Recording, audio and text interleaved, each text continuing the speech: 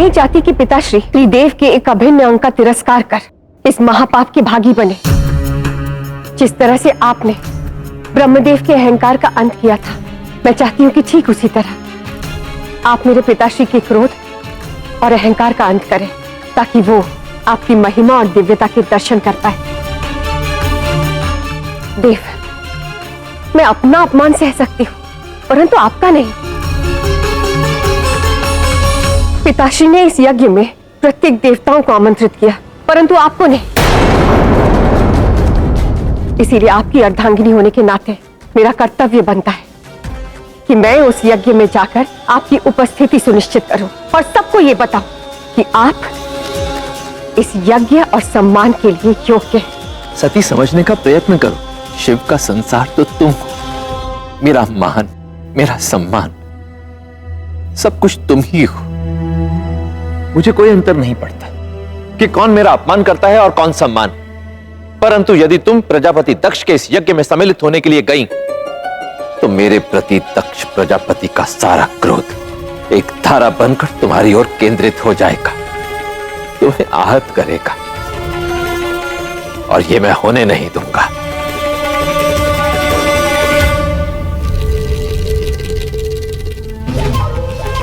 अग्नि, कितनी विचित्र होती है ये अग्नि। आज तक मैं प्रतिशोध की अग्नि में जलती रही, ताकि मैं वो सम्मान पुनः प्राप्त कर सकूं जिससे मुझे वंचित रखा गया। किंतु अब यही अग्नि मुझे शांति देगी। जब पिताश्री का महायज्ञ आरंभ होगा, तब इसी अग्नि की सहायता से मैं शिव और सती को सदा सदा के लिए अलग कर दूंगी।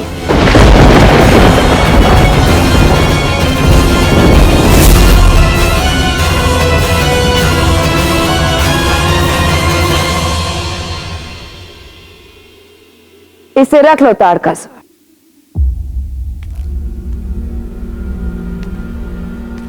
अब मैं इसी पिंड की सहायता से तुमसे संपर्क साधूंगी और तुम्हें बताऊंगी कि आगे क्या करना है। तब तक मेरे संकेत की प्रतीक्षा करना। जो आज्ञा माता। अब शीघ्र ही वो यज्ञ आरंभ होगा, जिससे मैं अपना साधन बनाकर अपना मंतव्य साधूंगी।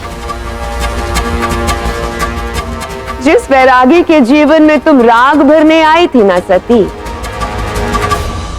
अब उसी शिव के जीवन से मैं हर राग, हर रंग छीन लूंगी। सती, मेरी बात मानो, उस यज्ञ में मत जाओ। आप मेरी चिंता मत कीजिए देव। पिताश्री ने एक पुत्री के स्वरूप में मेरा परित्याग किया था, जिसके लिए मैं उन्हें क्षमा कर चुकी हूं। जन्म से लेकर आज तक उन्होंने ही मेरा लालन पालन किया, और मुझ पर क्रोधित होने का उनको पूरा अधिकार है। आप देखिएगा, आज यज्ञ में जब वो मुझे अचानक से देखेंगे, तो मेरे प्रति उनका प्रेम, उनका मोह पुनः लौट कर आ जाएगा। और तब मैं उन्हें समझाऊंगी कि मैंने उनसे संबंध तोड़कर आपसे संबंध नहीं जोड़ा, बल्कि उनको आपसे जोड़ने का प्रयास किया।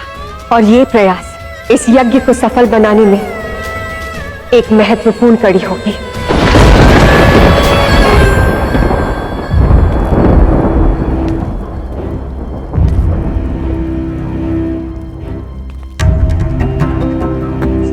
मेरे निमंत्रण पर आप सभी यहां उपस्थित हुए, इसीलिए मैं आपका आभारी हूं और कृतज्ञ हूं।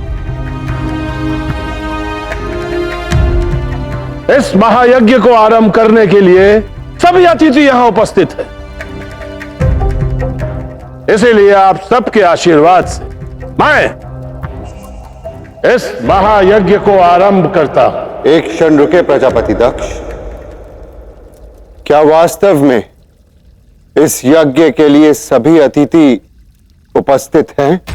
आपके कहने का अभिप्राय मैं समझ गया नारायण, किंतु मेरे विचार से जो भी इस यज्ञ के योग्य है, वो सारे अतिथि यहां उपस्थित हैं। शिव त्रिदेव का अभिन्न अंग है दक्ष। उनकी अनुपस्थिति में यह यज्ञ फलित नहीं हो सकता। ब्रह्मदेव का कथन उचित है दक्ष। भविष्य में इस यज्ञ के फलित न होने से जो अनिष्ट होगा उसे रोक लो। त्याग दो अपना अहंकार और शिव और सती को इस यज्ञ में आमंत्रित कर लो, अन्यथा अनर्थ होकर ही रहेगा। अनर्थ क्यों होगा नारायण?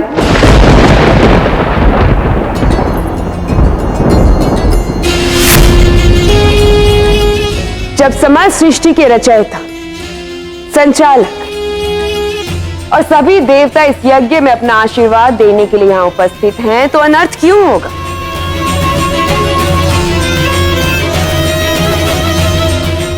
इस यज्ञ में केवल देवता ही सम्मिलित हो सकते हैं, इसलिए उचित होगा कि दैत्य माता दीति यहां से चली जाए।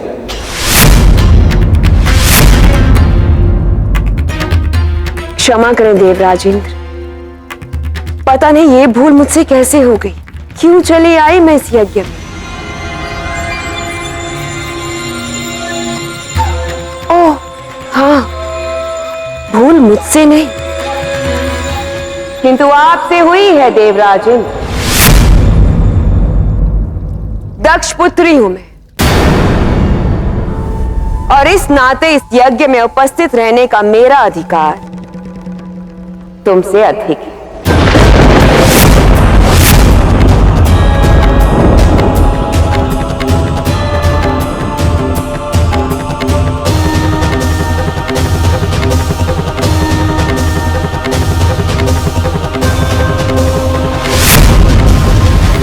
यदि मैं आज वहां नहीं गई तो पिताश्री और मेरे बीच का संबंध जो है वो सदा के लिए टूट जाएगा। और यदि आज तुम वहां गई तो कदाचित तुम्हारा और मेरा संबंध सदा के लिए टूट जाएगा।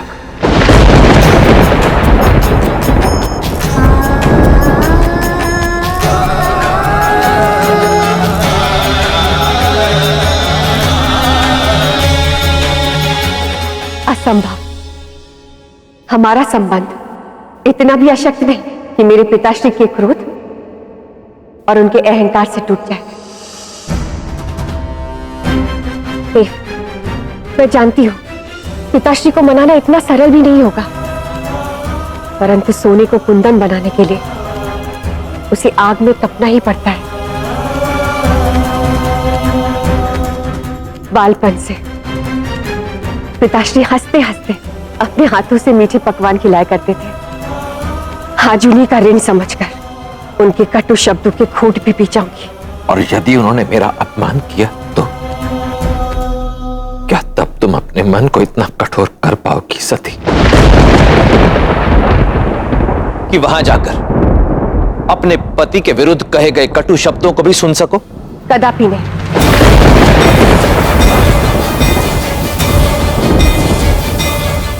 आपके विरुद्ध कहा गया एक भी शब्द मैं सुन नहीं पाऊंगी देव। मैं जानती हूं देव, आप मुझे वहां क्यों नहीं जाने देना चाहते, क्योंकि आपको लगता है कि वहां कुछ अनिष्ट होगा। शब्दों की मारक क्षमता व्यक्ति के अंतर मन को किस सीमा तक आहत कर सकती है, इसकी तुम कल्पना भी नहीं कर सकती सती। मैं जानता हूं तुम मुझसे कितना प्रेम करती हो, और यदि वहां किसी ने भी मेरे विरुद्ध अपशब्द कहे, मेरा अपमान किया, तो तुम अवश्य ही आहत हो जाओगी। और यदि वहां किसी के भी कारण तुम मानसिक या शारीरिक रूप से आहत हुई, तो मुझे वहां आना होगा। और नहीं जानता कि मैं वहां किस रूप में आऊंगा। पिताश्री ने यज्ञ जग कल्याण के लिए रखा है, इसलिए मुझे नहीं लगता कि इस यज्ञ में उपस्थित किसी को भी जगत के हितार्थ प्रजापति दक्ष के इस यज्ञ का परित्याग करना चाहिए। और हां नारायण, यदि आप इस यज्ञ का बहिष्कार करेंगे तो अन्य देवता भी इसका त्याग कर देंगे और ये पिताश्री की भक्ति और इनकी श्रद्धा का घोर अपमान होगा। नारायण, वर्षों से पिताश्री ने आपको अपना आराध्य मानकर बड़ी ही निष्ठा से आपकी भक्ति की है और ये अपने आराध्य से ऐसी निष्ठुरता की अपेक्षा कदापि नहीं रखते। ये आपके आशीर्वाद के योग्य है, आपके तिरस्कार के लिए, है ना पिताश्री? हाँ नारायण, यदि आपको मेरी भक्ति में लेश मात्र भी दोष दिखाई दे तो आप अवश्य यहां से चले जाइएगा। किंतु यदि मेरी भक्ति सच्ची है तो मैं चाहूंगा इस यज्ञ के यजमान आप बने।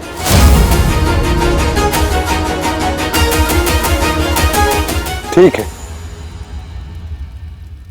मैं और अन्य सभी देवता इस यज्ञ में उपस्थित रहेंगे, किंतु स्मरण रहे दक्ष, वर्षों पूर्व एक अन्य यज्ञ भी इसी प्रकार क्रोध और अहंकार से आरंभ हुआ था और उसका अंत तुम भली भांति जानते हो।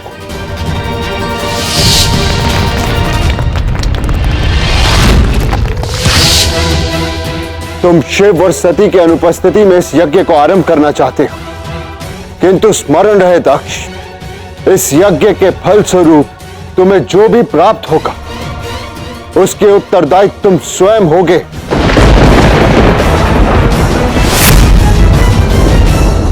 देव, भविष्य के बारे में सोचकर हम वर्तमान में हो रहे अनर्थ को अनदेखा तो नहीं कर सकते ना। और ये मेरे और पिताश्री के मध्य की बात है। पिता और पुत्री में प्रेम का संबंध होता है, मान और अपमान का नहीं।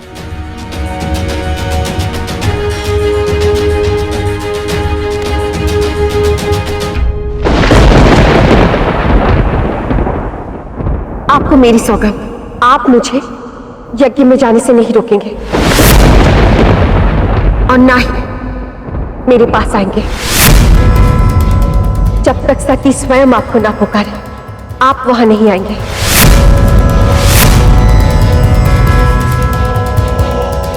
ये तुमने मुझे किस सौगंध में बांध दिया सती? देव,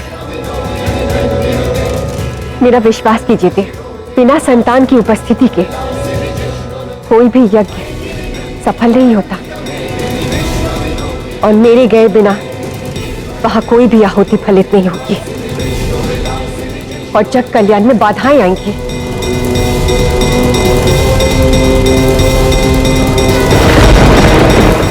उचित है,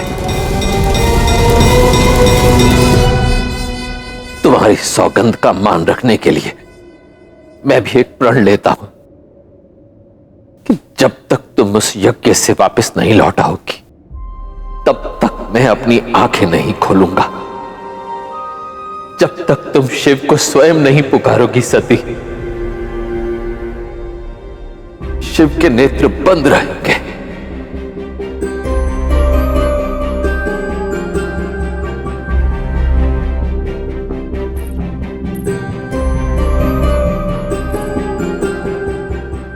मुझे स्वीकार है। अब मुझे आज्ञा दीजिए।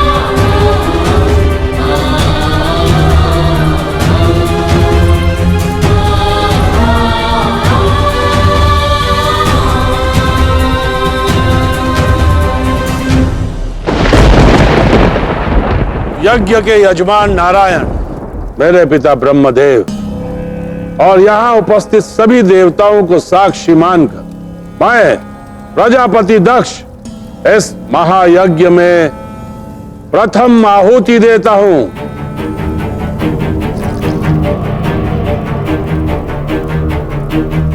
यज्ञ आरंभ तो हो गया, किंतु ना जाने इसका अंत कैसा होगा।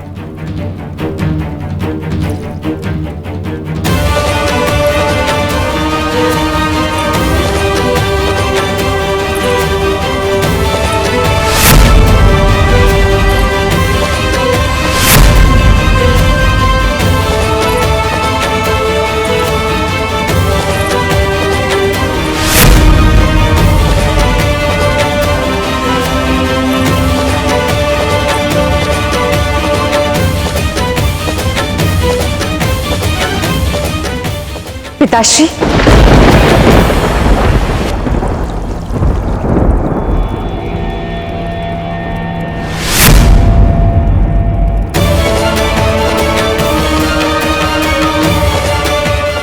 द्वारपालों को इतनी भी बुद्धि नहीं है कि शुभ कार्यों के समय शमशान वासियों की परछाई भी अच्छी नहीं होती।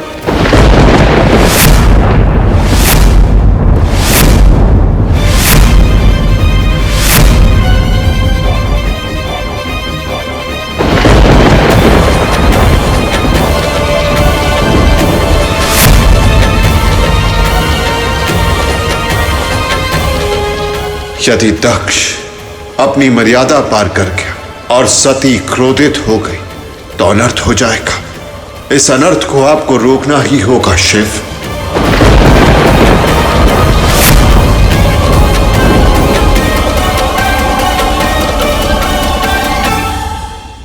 पिताश्री, आप ही ने मुझे दक्षानी सती के नाम से सम्मानित किया था, क्योंकि आप मुझ में अपनी छवि देखते थे, क्योंकि मैं आपकी परछाई थी।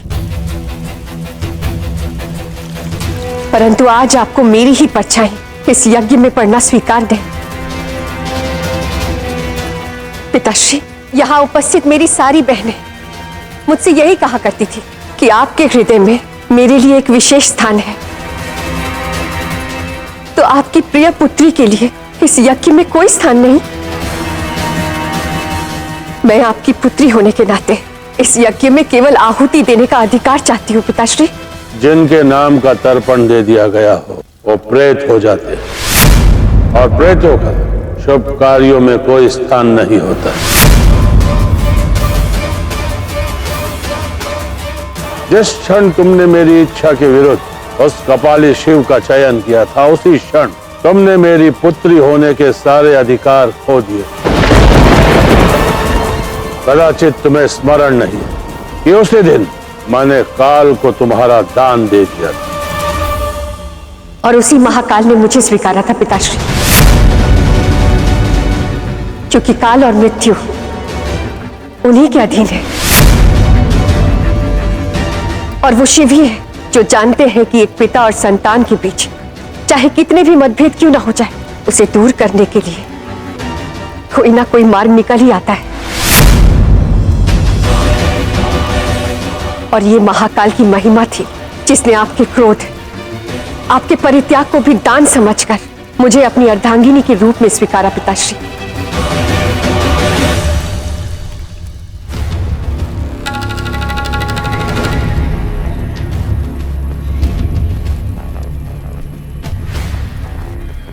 अब मैं समझा बिना निमंत्रण तुम यहां क्यों आई हो। जिस प्रकार यज्ञ संपन्न होने के पश्चात भिक्षुक हाथ फैलाकर भिक्षा मांगने आते हैं, ठीक उसी प्रकार तुम यहां आई हो, इस आशा में कि प्रजापति दक्ष दान स्वरूप उस कपाली शिव को वही मान सम्मान दे दें जो यहां उपस्थित सभी देवी देवताओं को मिल रहा है।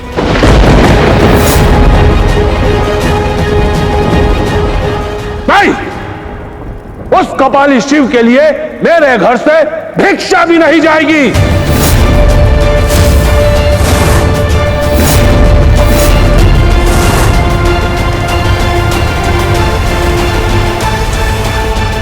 क्या कह रही थी तुम? तुम यहाँ प्रजापति दक्ष की पुत्री के रूप में आई हो? नहीं, तुम पुत्री होने का स्वांग रच रही हो, जबकि वास्तविकता यह है कि तुम यहाँ उस शमशान वासी की अर्धांगिनी के रूप में आई हो,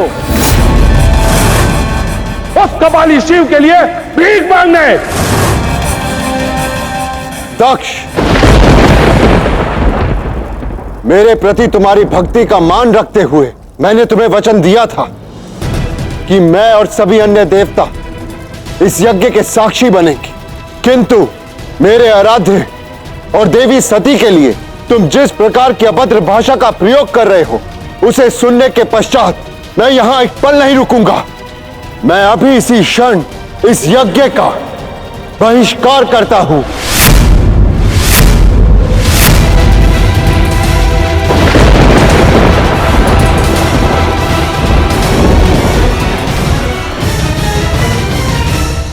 पत्नी के पीछे छिपकर बैठने वाला कायर है वो, अपने लिए मान सम्मान मांगने वाला भिखारी है वो। अब मैं शिव के विरुद्ध एक भी अपशब्द नहीं सुनूंगी। मैं शिव की अर्धांगिनी सती इस यज्ञ में अपने प्राणों की आहुति देती हूँ।